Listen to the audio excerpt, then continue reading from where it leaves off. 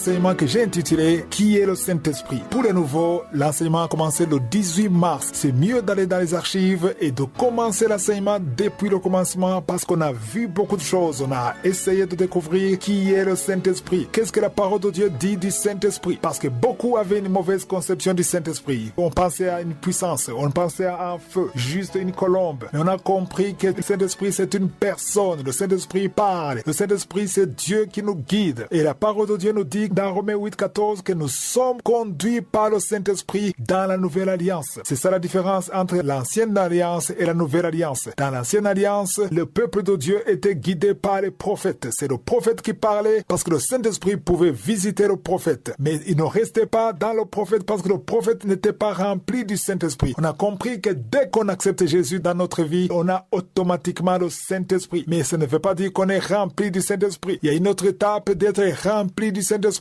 On a vu les signes du Saint-Esprit. On a parlé des fruits du Saint-Esprit. On a parlé des œuvres de la chair. On a vu comment il y a un conflit perpétuel entre la chair et l'esprit. Tout ça, vous pouvez le suivre. Et ici, je m'adresse au nouveau à partir du 18 mars. Et c'est très important de comprendre que la prophétie de l'ancienne alliance est différente de la prophétie de la nouvelle alliance. On a déjà parlé sur la prophétie. On a parlé sur le parler en langue. Mais juste sur la prophétie, j'aimerais encore parler sur la prophétie. À l'époque, dans l'ancienne alliance, un prophète était craint parce que tout ce qu'il disait, tout le monde suivait. On n'avait pas la capacité de vérifier. Le seul moyen de vérifier si le prophète était de Dieu, c'est d'attendre l'accomplissement de ce qu'il a dit. Mais aujourd'hui, ce n'est pas seulement ça qui nous permet de savoir si le prophète vient de Dieu. Parce que Jésus a dit, vous les reconnaîtrez par le fruit. Donc il y a les fruits de la repentance qui nous montrent que c'est un vrai prophète. Il y a l'accomplissement, bien sûr. Il y a aussi le discernement. Il y a le Saint-Esprit qui est en toi qui confirme. Par exemple, s'il prophétise des choses sur toi, il y a le Saint-Esprit qui confirme que ce qu'il dit est vrai. Et souvent, le prophète vient confirmer ce que Dieu t'a déjà parlé. Parfois, Dieu te parle d'une chose et tu doutes et il envoie un prophète pour confirmer que ça vient de Dieu. C'est ça la différence entre l'ancienne alliance et la nouvelle alliance. Parce que dans l'ancienne alliance, on devait accepter tout ce qu'il disait. Mais dans la nouvelle alliance, dans 1 Thessaloniciens 5, versets 20 à 21, il est dit qu'on ne doit pas mépriser les prophéties, mais qu'il faut plutôt examiner toutes choses. Aujourd'hui, on peut examiner. On examine par rapport à la parole de Dieu et on examine aussi par le moyen du Saint-Esprit qui est déjà en nous. Donc, la parole de Dieu nous dit qu'il faut retenir ce qui est bon et mettre de côté ce qui n'est pas bon. Donc, il faut sélectionner. Aujourd'hui, on est sélectif. Et si vous lisez tous les chapitres du livre des Actes des Apôtres, que moi j'appelle personnellement les actes du Saint-Esprit, on nous parle rarement des prophètes. On nous parle surtout du Saint-Esprit. Oui, il est vrai qu'on parle de certains prophètes, mais souvent on parle des prophètes. On ne cite pas les noms des prophètes. Le seul nom que j'ai vu, c'est le nom d'Agabus. Agabus, c'est le prophète qui est cité, mais après ça, on dit des prophètes. Il y avait des prophètes, mais on ne dit pas quel est le prophète. Par exemple, dans Acte 11, verset 27, il est dit, en ce